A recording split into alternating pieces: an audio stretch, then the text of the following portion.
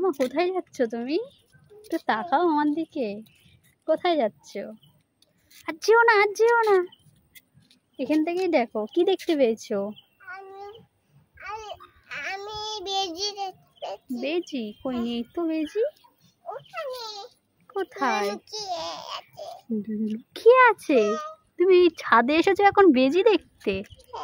হে বাবা, এবার হাসছে। লাফাই না, লাফাই না।